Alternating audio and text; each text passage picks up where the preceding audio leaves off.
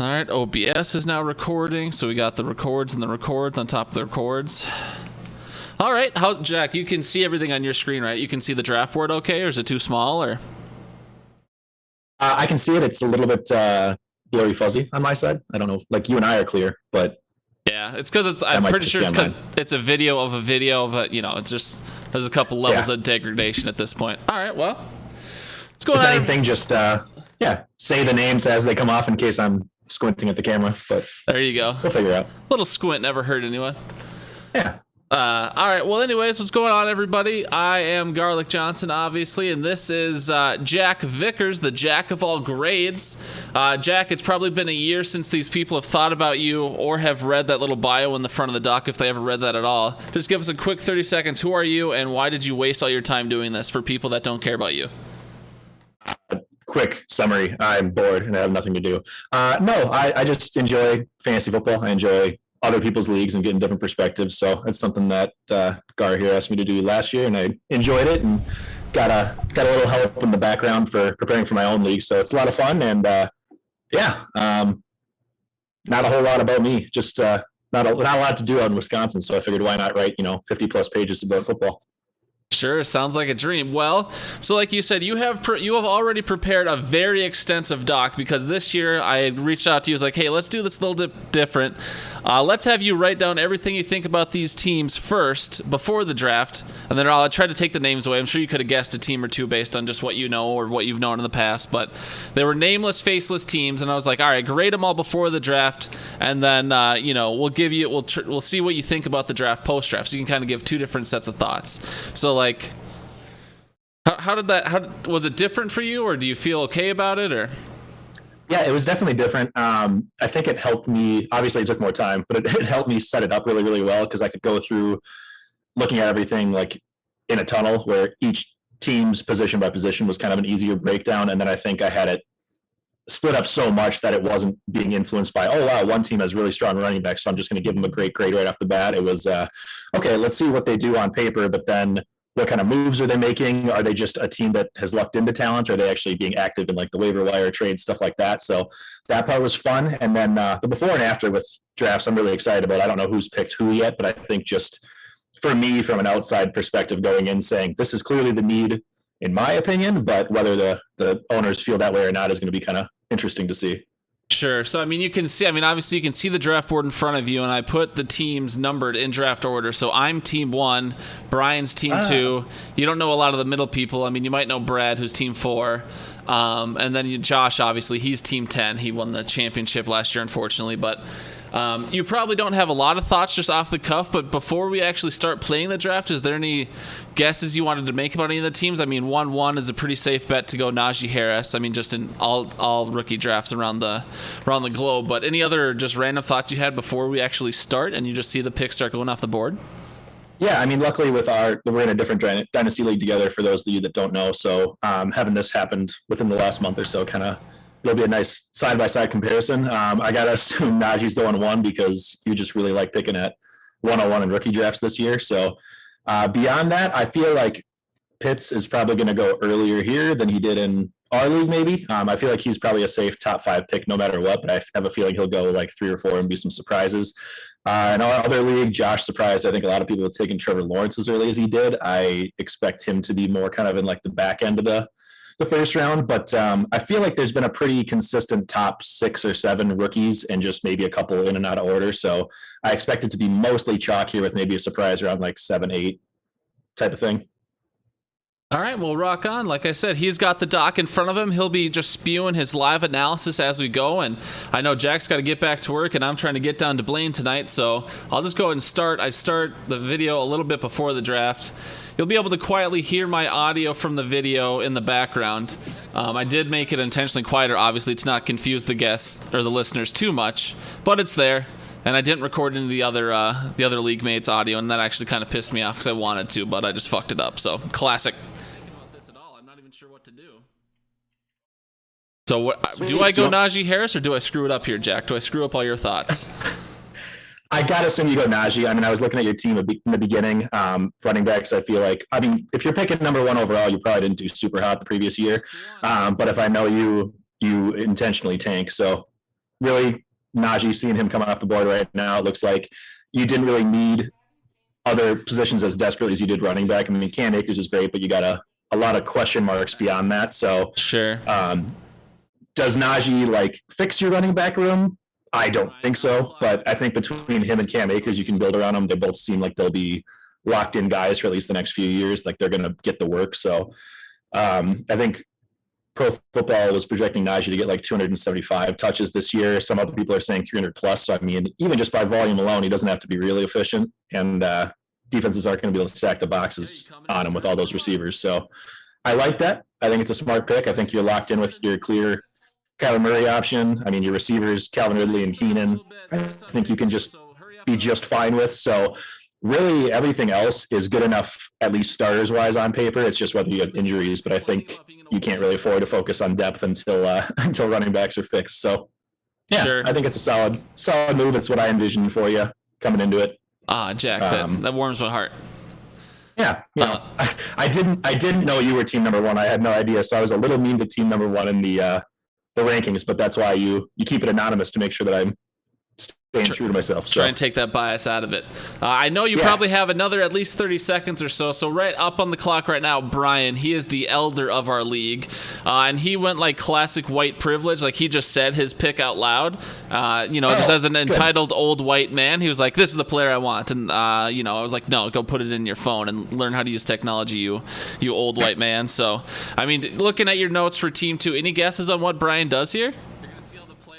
Before the NFL draft happened, I projected him to go running back here because I think a lot of people expected Travis Etienne to be the number 2 guy. He didn't go to a great landing spot with competing with James Robinson, so it's tough. But at the same time, I still think his team's a lot like yours, where he desperately needs running back more than receiver. You're not looking at quarterback here at this point. Tight end could happen. I mean, I like Irv Smith, so I think running backs are tougher to get. I could see either Kyle Pitts, which would be about the earliest I would even consider him here. But I think the smarter move would be running back because he's got 13, 14 guys, and a lot of them are no-name people. I mean, Mike Davis could have a breakout chance this year. Chris Carson is probably for like another year or two, but those 2 are pretty much it besides a bunch of backups and no-names. So he doesn't really have a plan for the future, which is why I think like ETN would make sense. And he, like, as great as Jamar Chase is, and I think he is probably a better fantasy option, I just think his receivers are solid with what we look at Amari Cooper, Tyler Boyd, Mike Evans. Like he's got security there. So I think that the common sense pick would be ETN, but I feel weird that he could consider Pitts here at the same time. Yeah, I mean, it's definitely possible. I mean, if the audio was on, you would have heard what he said his pick was obviously 3 minutes ago, but now the suspense is building, and I didn't even remember how long this was. You and I are just kind of filling the space right now before the second pick comes off the board, and I, again, wish I would have remembered how long Brian actually took. So it takes an old man, he's in his 50s, I'm pretty sure, taking him at least 3.5 minutes to figure out how to use the sleeper app. I mean, there we go. The pick's off the board. Oh, okay. Yep. It's a little surprise to me. I get it, but he's supposed to be like the next generational guy. I just think with somebody picking second in the rookie draft, he finished 3-10 last year. I get it for like the future, but I think he just needs more help at the moment, where tight ends usually take a little bit more to develop. Pitts might be the exception, but I'm very worried about his running backs going forward. So don't hate the pick. I completely get it, but you're going to have to struggle for a couple of years, I think, still. So for a little context for you, so this guy took over this team. So this team had a different owner last year. So this is Brian's first draft, and I had another point, but I forgot it, so never mind. Oh, and so this happened on May 2nd, May 2nd, so right after the NFL draft, and so Julio was still in Atlanta. So I don't know. You could argue Pitts became more valuable since then, but I guess I don't know how you feel about that exactly. Yeah, definitely, totally agree. I think Ridley will fill the clear 1A option, and Pitts is probably the number 2 receiver in that offense. So I think that definitely helps him. Just going off of like pre-NFL drafts notes is what I had. So at the time, I think Pitts might have been a little bit of a reach. I definitely think it helps you going forward at this point. He seems like a lot safer option. I think he could give you a baseline. I mean, the tight end's pretty much a crapshoot beyond the top 3, 4-ish options. So I like it. It just worries me how it'll help you in the next couple of years. But that being said, I think I mentioned a couple of times in the docs for whoever in the league reads it, but whoever team number 2 is, he's done a really, really good job of building with what he had given. I know he's made a couple of trades. He's been active, so he's doing what he can to fix that dumpster fire of a team that he took over. Sure, and 3 more picks have flown off the board here. I don't know if you want to speed up or if you want me to pause it for a sec, but you can go ahead and just dive in. Yeah, you can either pause it or whatever. I can't really read them anyway, so it's fine. I see that their names popping up, but you can't read them? Team Okay. number 3. Yeah, go ahead. Yeah, I can't see what the names are, so it's no spoilers from me on my side. I can just see the board and see Travis the Etienne picked. Travis Etienne is 3rd. Okay, fair enough. I think especially with Pitts being taken next, it makes sense. I mean, same kind of deal here. The first few guys all really needed running back help, which I think is common for people that finish bad. If your running backs don't perform, you drop out. So he's got really good top 2 options with Josh Jacobs and Jonathan Taylor. So I mean, you should be able to start both of them every single week. And Jacobs is more of a question mark this year with not being the clear-cut one option. But beyond them, I'm a little bit worried. I think you could have gone either way here. And having Pitts fall, I think you probably were expecting, okay, whichever one number 2 takes between ETN and Jamar Chase, I'll just take the other. He didn't take either of them, so it's kind of a toss-up. Your receivers, I mean, Cortland Sutton, Curtis Samuel moving to a new team. He might be better in Washington. Deontay Johnson, I think, still is good. Deebo Samuel is good. These guys are all good, but they all feel like that kind of like wide receiver 2-3 range. So he's got good depth here, which I think makes sense maybe going ETN. But at the same time, I think maybe post NFL draft, I would have liked Jamar Chase more. So I don't think it hurts in either way. I mean, both guys are solid. It's just whether ETN does a lot in Jacksonville in his first year with James Robinson. So, yeah, overall, though, I think the team is so like decent, not great at any one position. It's kind of just like equally balanced of meh. All right, well, pick number 4 then was Jamar Chase. Yeah, at this point, I think that's probably the best value anybody's gotten in the first 4 picks. I mean, a lot of people are talking before the NFL draft, Chase was up there as possibly like contention for the number 1 pick. I think Najee is still clearly the number 1 once he went to Pittsburgh, but Jamar Chase, in my opinion, was the number 2 overall guy. And so getting him at 4 is it's pretty insane. Looking at the rest of your team, you again still needed running backs pretty badly. I mean, Derrick Henry, great first option, but Melvin Gordon could be on his way out with them drafting Javonte Williams. Obviously, hindsight now after the draft's over, but Leonard Fournette, Devin Coleman, Marlon Mack, I mean, all these guys, including Gordon, feel like they maybe have like a year, depending on where they end up next year, before they have no relevance. So that worries me a little bit. Your receivers, on the other hand, are solid. Hopkins, Justin Jefferson, Russell Gage now looks a little bit more exciting.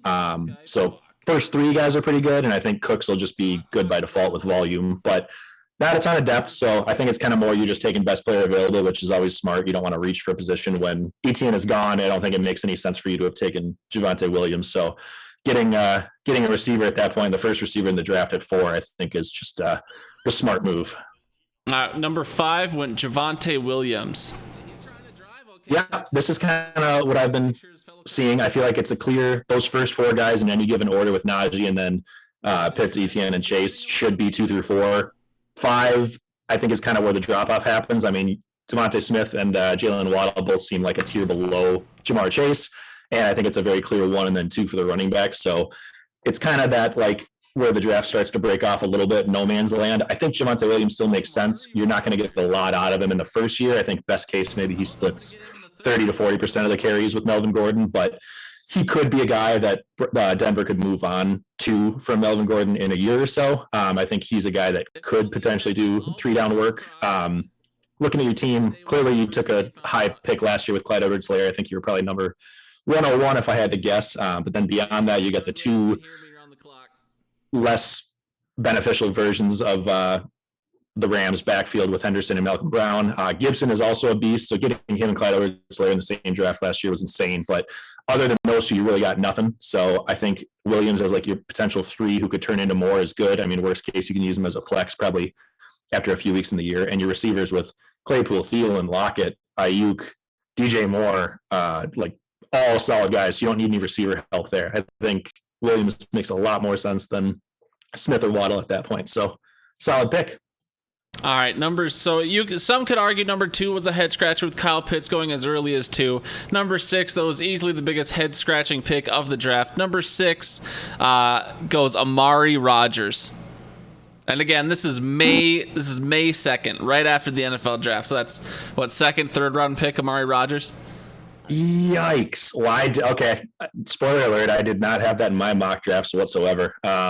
Did not see that coming. I don't even know if I was talking about him for people's second round picks. I guess I get it to the extent of like, I'm not hating on the player necessarily. I think it's a decent landing spot going to Green Bay when they don't have a clear number 2 guy.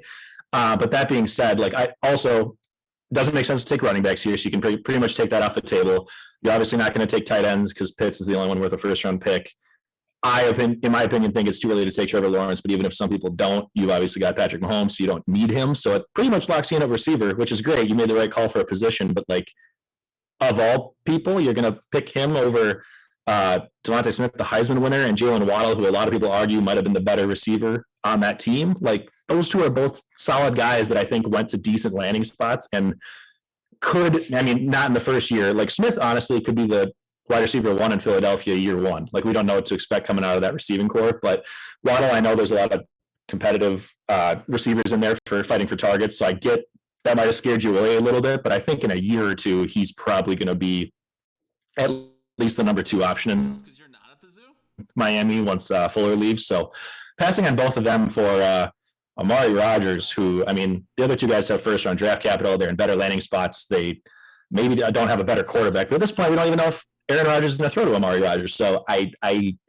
don't get this. I think you probably could have gotten him with your second round pick, assuming you had the 206 again. I don't think anybody was going to fight you for him, at least in the beginning of the second round. So this surprises me a lot when you could have literally picked a better option at the same position. Yeah, for a little context, this is a very dedicated owner, does a lot of research. I mean, just puts in hours and hours of effort, probably watched every rookie's tape. I mean, they're just, nose to the grindstone. They were really trying.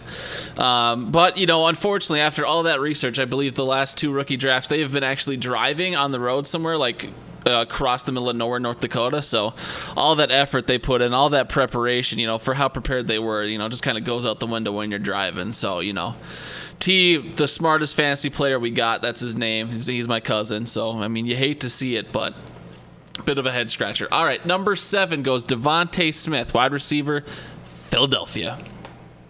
This, again, just makes sense to me. I feel like it's a lot like the Jamar Chase or even Javonte Williams picks, where it's just best player on the board. And a lot of people can argue between Smith and Waddle. I actually ended up in this same position in our draft where I knew I was getting one of the 2, and I just said, I don't really care who the other guy takes. I'm getting one of them. I feel like they both feel pretty similar, with maybe Smith as a better chance to be an impact guy right away. So with you kind of being on the bubble at number 7 out of a 10-team league and needing help, I think he makes more sense. I personally like Waddle more down the road. I think he's just like a better build for a successful wide receiver. And then barring injuries, I think in like a year or 2, he will have a clear cut path. And I think when he gets on the field, makes things happen. But it's a coin toss at this point. So I think Smith makes better sense for your team. Again, it's a little early, in my opinion, to reach for a running back when I think Smith and Waddle are clearly a tier above. You've got Metcalf and Allen Robinson and Will Fuller, so maybe that kind of steered you away from Waddle too. You didn't want to double up on Dolphins receivers, but I think having those 3, assuming Fuller goes somewhere beneficial in the next year, all 3 of them should still be starters for you. Pretty top end options for 2 or 3 years. So I think getting that depth piece in Devontae Smith that might turn into something is solid. And your running backs are good, not great, but good enough to not have to reach for like that first 3rd tier running back group. So I like it. Rock on. So the video is just going in real time right now, and so Prasky's still on the clock. I know that this guy he was really praying a quarterback would go before his pick at 108 here, because he was praying to get any of these top guys, pretty much probably every guy he wanted, the top 3 running backs, the top 3 receivers, or Kyle Pitts were all off the board. So he was just sitting here. He was thinking about a trade. He was thinking about whatever else, and now you can probably see it in his face. He's the guy in the bottom left there in the red shirt. He's probably just like, well, what the fuck do I do here kind of situation. Well, you were in a similar draft position. Any thoughts on what you did here compared to what they're thinking? Did you feel the same way when the draft pick finally got to you, or? Yeah, so I was picking at 8 and 10 thanks to a trade with Foster. So I had Foster's 8th pick, and I felt coming into the draft that 8 was kind of the no man's land dead zone, where, in my opinion, and in a lot of like draft analysts' opinion, it was a very clear top 7 with, in no particular order, 3 solid running backs, 3 solid receivers that you could get in Chase, Smith, and Waddle, and then Kyle Pitts, who are all going to go in there. And from then, it was like from picks 8 to 12, everybody kind of tossed their hands up of whichever way it could go. Some could see Trevor Lawrence, some could see a running back reach, or there's like 6 different receivers that all kind of felt like about the same, where nobody knows who's going to hit. So I was a little bit bummed because I felt like I was missing out on one of those like clear option guys. But luckily with me, kind of like with you here, or with the guy that's on the clock here, it worked out because somebody took a weird position pick that I didn't expect in this draft, with somebody taking Amari Rodgers, and in our draft with Josh taking Trevor Lawrence, which don't hate the pick. I just didn't expect it to happen. So that kind of bumped my guy down to me, which was Jalen Waddle, which I would pick if I were you here. I think Waddle is above that next group of receivers. I know Bateman's probably going to be the next up receiver between him and Waddle, and then beyond that, it's a bunch of lower guys. I would just take Waddle for the long-term aspects, but yeah, for anybody who for some reason hasn't done the rookie draft yet, getting one of those top 7 picks, I feel like makes it a lot easier, and you otherwise have to count on somebody else going a surprise route to get a guy that's a little bit more safe. I can say that pick 8 did in fact go Rashad Bateman and not Waddle. Interesting. I mean, I don't hate it because I like Bateman, obviously U of M guy. We want to see him do well.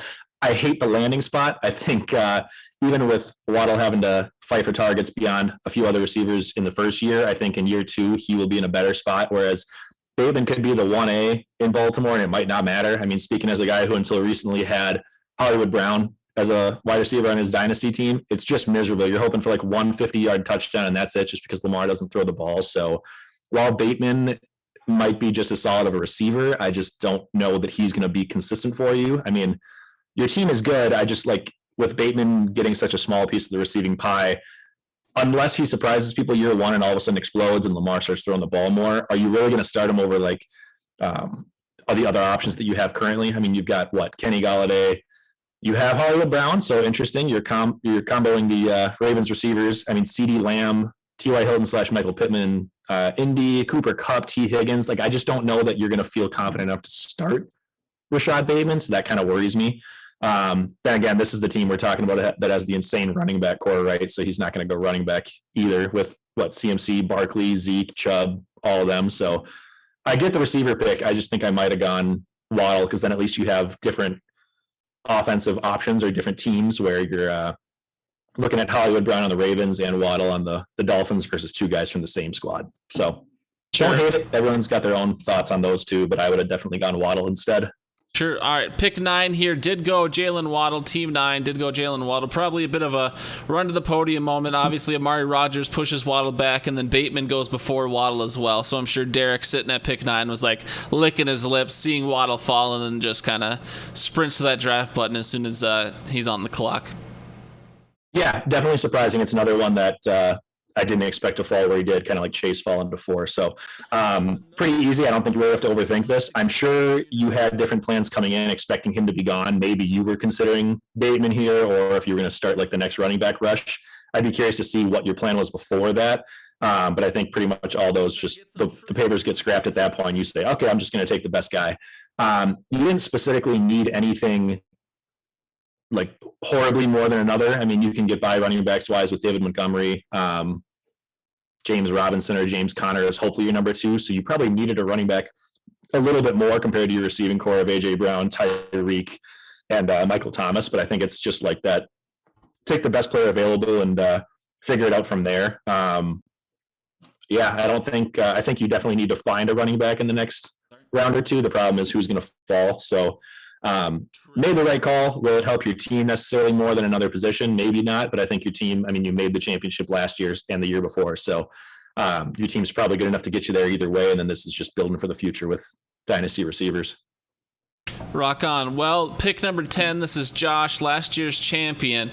I believe Deshaun Watson being on his team influenced this pick, but he goes Trevor Lawrence at the end of the first. Interesting. Okay.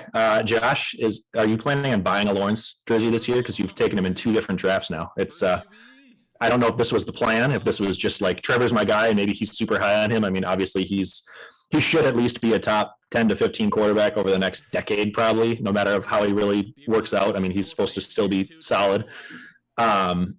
I think you really obviously didn't need a whole lot else. Aaron Jones, Kamara, and Mixon alone fixed the running back group for you for the next several years with them all being young.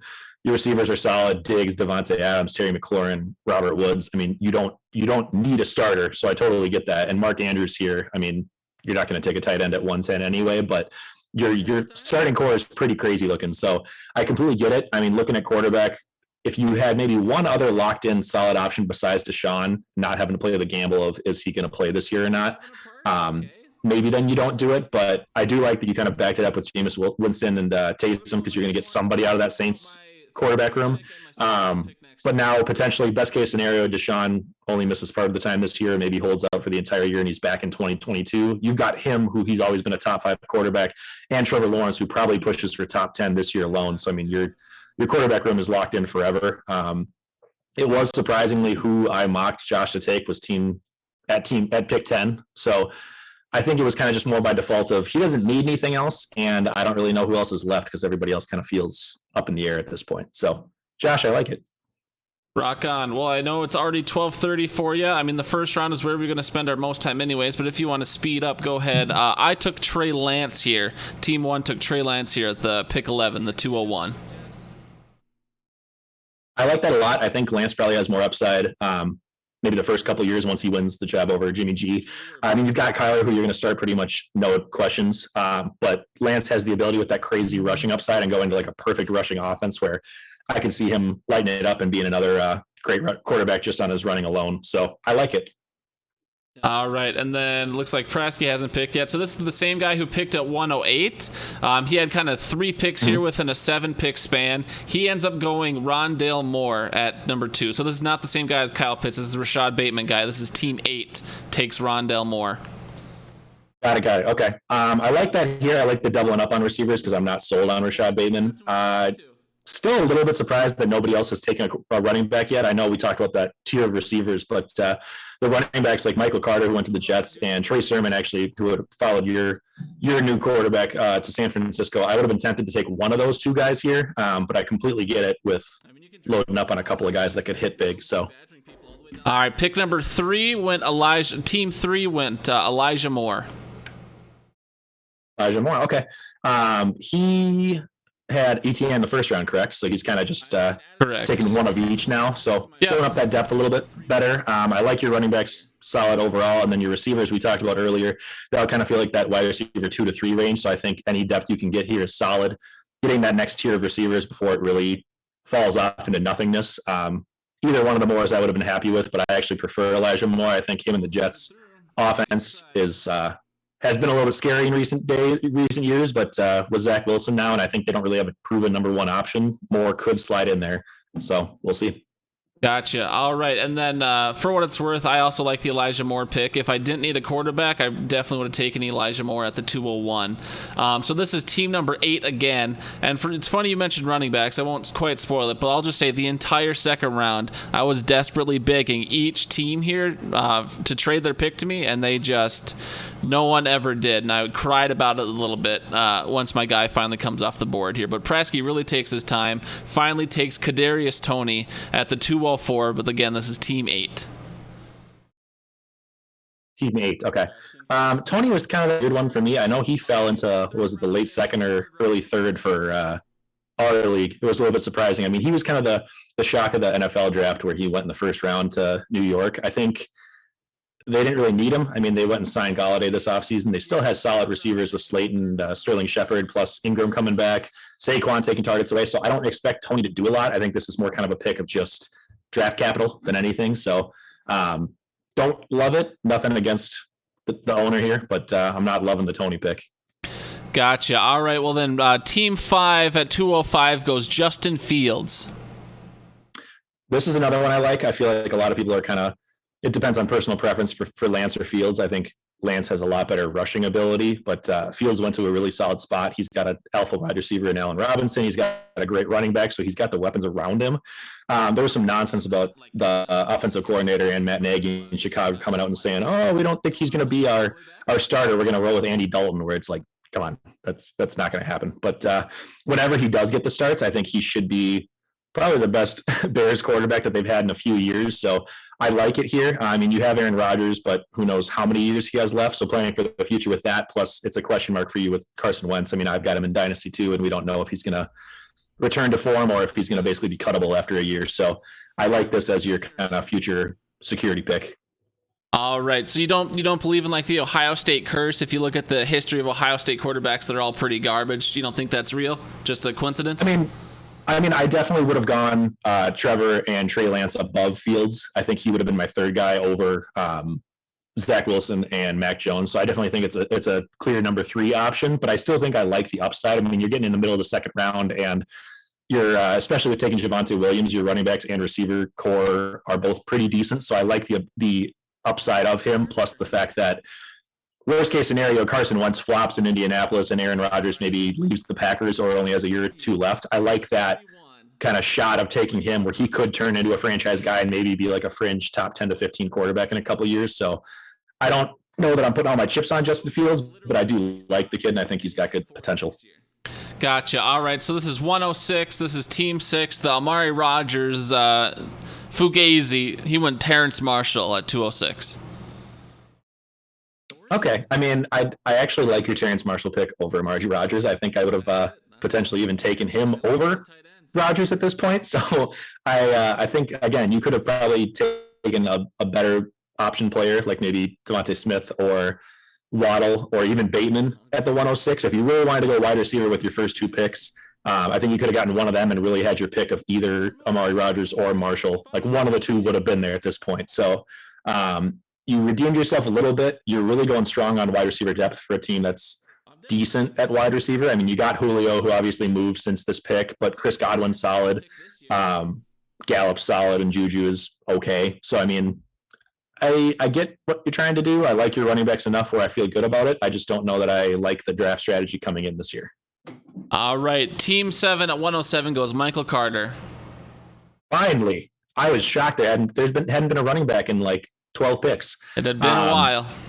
Yeah, I get it. I think some of these wide receivers have been listed as better landing spots coming into the rookie drafts or at post rookie draft, but I really like Michael Carter's landing spot this year. I think he's one of the only running backs that comes in where he's not competing with a clear cut guy right off the bat. I mean, the Jets couldn't have even told you who they wanted as their number 1 running back before the rookie draft. So Tevin Coleman, I mean, I get he's kind of being the one running with the 1 so far, but like he's been in Atlanta and he was second fiddle to Devonta Freeman. He went to San Francisco and everybody was like, oh, he's back with Shanahan. He's going to be big again. And then he lost the job to Mostert and then Jeff Wilson. So like he's never been the guy. So we can keep talking about how good of a fit he is, but I think maybe he turns into a third down passing option. And that being said, Michael Carter was with Javonte Williams splitting time in college in North Carolina, I believe, and he still looked great. So maybe he loses some of the passing work to some of the other options there, but I still think he's the only one coming in. I mean, Javonte Williams is going to be fighting with Melvin Gordon. Etienne's fighting with James Robinson, who lit it up last year. They still both should win out, but Carter comes in basically with no clear option in front of him. And I think while the Jets aren't going to score a ton of points, I think volume alone, he has a chance to do something right off the bat. So I love this one. All right. So our 204 team had traded away their second pick. That's why 108 picked at 204, or Team 8 did. So this is Team 4, and they take Chuba Hubbard at the 208. Ooh, interesting. Okay. I don't hate him. He was kind of one of my like later second round targets in our draft as well, but I think I would have gone, I don't know how you're feeling about Trey Sermon or if he was your guy, but I think I would have gone him here over Chuba Hubbard. Hubbard may have just become the most valuable handcuff in the league, going off behind CMC, not that they got rid of Mike Davis. So I get it. He could be something if CMC gets hurt, but this would have made more sense from a CMC owner taking him. So I think where it is, I think Team 8, the team that you traded with, probably would have rather had him versus you. I don't think he does a whole lot for your team. I think Trey Sermon coming in probably won't do a lot in the first year or so, but I think Mostert and Jeff Wilson are both on their final years of contracts where I think they can be big player or be gone somewhere, and then Trey Sermon can be a big player next year. So I like the running back pick. I don't know that Chuba Hubbard was the guy, but at the same time, in this point in the draft, with such a long wait between picks, I mean, you kind of just got to take your guy. So whoever you like out of the next 10 people is, it makes sense. So, yeah.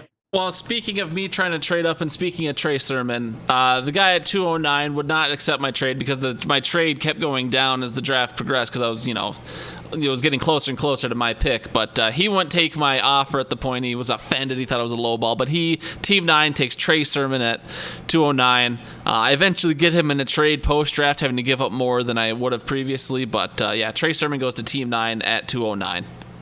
So you were a big fan of Trey Sermon. He was your guy you're trying to get. Well, I had traded J.K. Dobbins for Raheem Mostert and Jeffrey Wilson, so I wanted Trey Sermon, yes, for sure. I talked about that in like the longer team write-ups. I won't get into a ton of it now, but I mentioned that in the write-ups of trading for 2/3 of the San Francisco backfield. I was like, as long as they don't draft a running back, you're good. And if they do, you might need to look at getting said running back. So makes total sense. But even if you didn't have those, I really would have liked Trey Sermon. I mean, I was planning on actually taking him with my 110 after I took Jalen Waddle at 108. And I ended up trading the 110 away for a package for Eckler. But he was my guy that I was targeting before that. So I would have even considered him at the end of the first round. Somebody's getting him at 209, which is pretty crazy.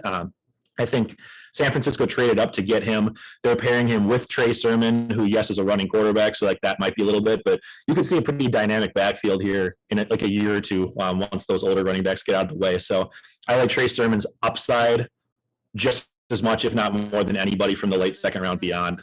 So really solid pick here. All right, ending out the second round, Josh goes, Team 10 goes Kenneth Gainwell with the 210.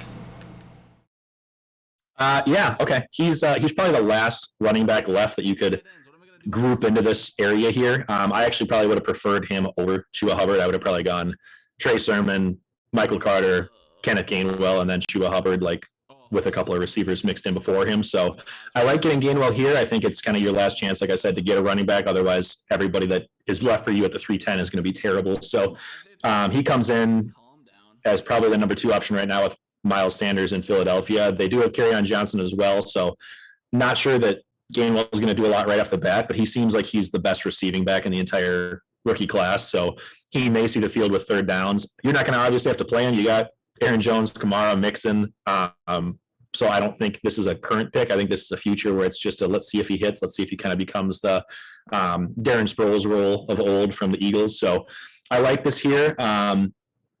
Would have probably been tempted to go wide receiver, though I don't really know who else is left. So this is kind of just, hey, there's a better running back than a better receiver left. And again, you don't really need anything else. So combining this with your Trevor Lawrence pick, hopefully you get a couple wide receivers later. But I think this is pretty solid from Josh for his first 2 options.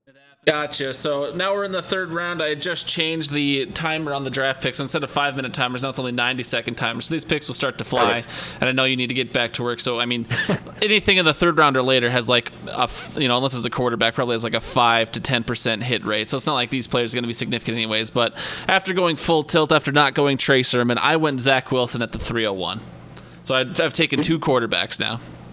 Yeah, you're just loading up on quarterbacks. You're not feeling strongly about your guys with Kyler Murray. Apparently he's going to take insult.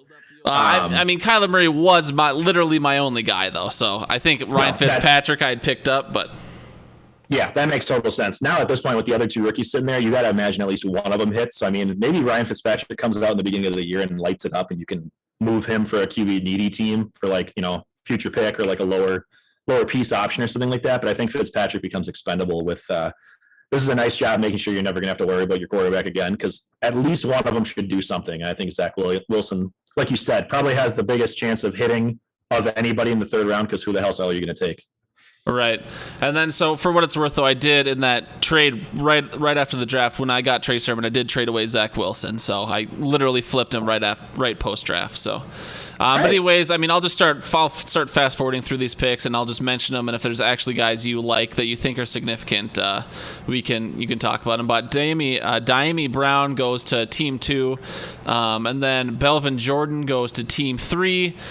Mac Jones goes to Team 4. Amon-Ra St. Brown goes to Team 5. Tylan Wallace goes to Team 6. Hunter Long, tight end for Miami, goes to Team 7. And then Team 7 picks back-to-back here. I don't know what they're going to take. They took Pat Freiermuth, so he went tight end back-to-back there. But anyone here in the third round that of those kind of 7 guys I listed scream out to you? Any guys you really like? I would have taken probably Freiermuth over Brevin Jordan personally if we're looking at tight end. Mac Jones at 4. I kind of like that because I think he's got Joe Burrow, but then Mac Jones could end up being more than Baker Mayfield or Goff in terms of fantasy. I don't know about real quarterbacks in the NFL. Number 5, I personally like him on Ross St. Brown because I actually took him in Dynasty. Also, I think he's just kind of by default. He's a lower draft capital, but he's could be the default number 1 option. I mean, we have no idea what's going to come out of the Lions receiving core. So I like him there. And then the team who picked at 7 and 8, I'm a little surprised they went back-to-back tight ends. I didn't know that they needed tight end that badly. I mean, they got TJ Hawkinson and nobody else, so maybe they're just trying to load up depth. But I probably would have taken a flyer on a flex player, an RB wide receiver flex player than them. So Sure, and then I'll just keep going here. I won't, but I don't think I'll list off 7 for you. I'll just go 2 here to finish the third round. We got Tutu Atwell and Nico Collins go to Team 9 and Team 10, respectively. Yeah, again, kind of dart throws at this point. Nico Collins, I believe, went to the Texans. So, I mean, he's that guy that the only reason people are ranking Cooks as high as they are is just because they're saying who else is going to get to catch the passes here. So Nico Collins might be that other option. He's kind of a athletic guy that, again, kind of like St. Brown, just might be getting points by default. So I like it at this point. Sure. All right. So Team 7 had a lot of picks in this draft. They just went back-to-back tight ends, and they picked again here at the 401. They take Dwayne Eskridge. Team 2 goes... I don't even know who that running back is. Something Herbert. Their team isn't listed in the rookie draft, so I don't know. I don't know who that is. Anthony Schwartz goes to Team 3, Speedster in Cleveland. Someone Hill goes also to Team 7, some running back.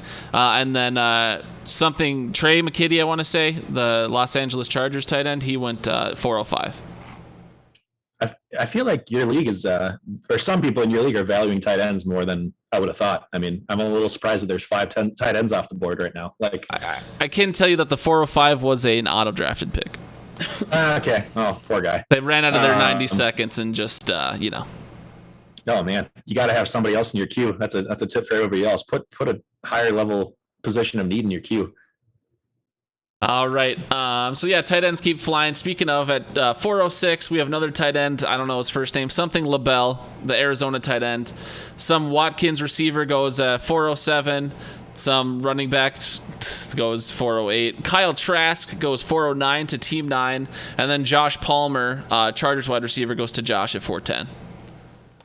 Josh doing what I said he should do after the second round pick. After getting Gainwell, he just kind of takes a couple of flyers on receivers. So I like that.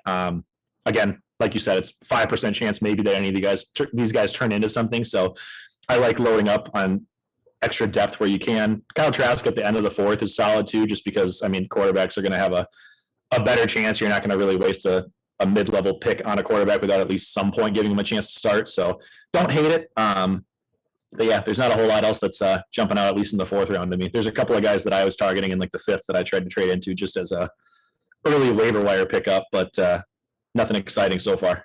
All right, so here at 501, I take my third quarterback again, going just full tilt. I take Kellen Mond. Jalen Darden goes to Team 2 at 502. Someone named Cotton goes to Team 3. Someone named Powell goes to Team 4. And then Elijah Mitchell, San Francisco's other rookie running back from like the 6th round, goes 505 to Team 5. I'm slightly surprised you didn't take Elijah Mitchell because he was one of the guys that I was going to say as a late, like a 5th round or like a last minute kind of pick.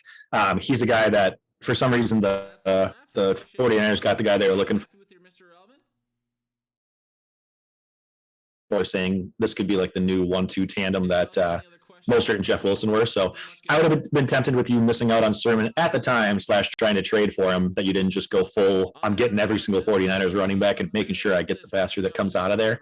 But sure. Kellen Mond is interesting. I mean, just for a homer Vikings pick, I think people are waiting to see what this next like 1 to 2 years of make it or break it with Kirk Cousins happens. But Mond has that rushing ability, so I don't know that I expect him to get a start anytime soon. But if he does, he could actually have fantasy relevance. So I don't hate it. Yeah, the whole thought process there is this league does have a 3-person taxi squad, and I know next year we're either going to expand the taxi squad or we're going to shorten the amount of draft rounds we do. So I'll either have more room for taxi squad next year or it'll just be a smaller draft. So Kellen Mond's literally just stash and pray. But anyways, 506 goes Davis Mills. The Stevenson running back to New England goes to Team 7. Someone named Nixon goes 508 to Team 8. Ermar Smith Marset goes to Team 9, and then something Williams goes 510 to Josh. And I assume he was probably dropped immediately, but that's the end of our draft. The only one notable out of that is Stevenson for me. I'm surprised that somebody didn't take him before that. He was another guy that I was actually trying to trade back into the third round because I didn't have a third round pick in our draft to get. There have been reports of him being compared to like LeGarrette Blount, who the Patriots loved, and I feel like we just never know who's coming out of New England. With Damian Harris having injury issues, James White getting old, and then what's his name, Rex Burkhead getting cut. I feel like Stevenson could have a chance to come out of there. I mean, not fantasy dependable necessarily, but getting him in the fifth round, I think he's got a higher upside than most. The only other one, which I might have missed, that I would have probably been looking at taking, because I think Stevenson and Elijah Mitchell were two of my three target guys. The only other one that I think might have some relevance is I think he was undrafted, but so maybe he wasn't even signed by the point you guys did this, because you did your draft pretty quickly. But Hawkins, Javian Hawkins, whatever his name is, out of Atlanta, who got picked up. He was undrafted, but one of the first guys signed. He's super athletic, and really the Falcons have nobody except Mike Davis at this point, who signed to a 2-year deal, and I think he's 28. So easily could see like them giving him a shot, assuming they don't bring Gurley back for any reason. But again, 4th, 5th round picks, what are we really talking about here? Probably most of them won't even be mentioned for the next year or two if they ever turn into anything. So hard to really judge anybody for who they did and didn't take at that point. Gotcha. Well, that's the draft, man. We appreciate your time. I know a lot of information just came at you rapid fire there. Any other thoughts before we let you get back to your working day? Not a whole lot. It's been a lot of fun. I'll continue to pop in here and there and give insight on stuff whenever, for like leading up to the league and everything. Couple of big surprises in the draft, but overall, I think a lot of it went how I would expect it and how most rookie drafts are going. So I did put in, for those of you that are in the league, my preseason power rankings and all that for who I am expecting to be top ends, and take a look in there. We'll see how wrong I am by the end of the year, but good luck to your whole league. Awesome. Well, thank you so much for your time, Jack. We'll let you get back to work. Just one final question for me, and I'm just curious. I'm not, begging you or asking you at the end here. Do you think you want all your draft grades to live here, or do you think you'll add any other commentary to the already 1,000-page encyclopedia you wrote? I might do like a quick little 1-paragraph thing of just like post-draft grade, like how'd you do kind of thing. Like, did you listen to me or were you wrong? Because obviously all of my advice is exactly correct, and I'm going to be right on the money. So right, yeah, you're just kind of like yeah, of course. So maybe just like hey, here's what I would have given you a letter grade before, and here's what your letter grade is after. So if you picked a position you didn't need, and maybe you dropped from a B to a B minus, something like that. So more to come. Excellent. Well, thank you so much, Jack. I know we went over 45 minutes, but just by a couple minutes. So you get back to work, young man. You have a wonderful day, and I'm sure we'll be talking to you again soon. Sounds good, man. Love you long time. Bye. Bye.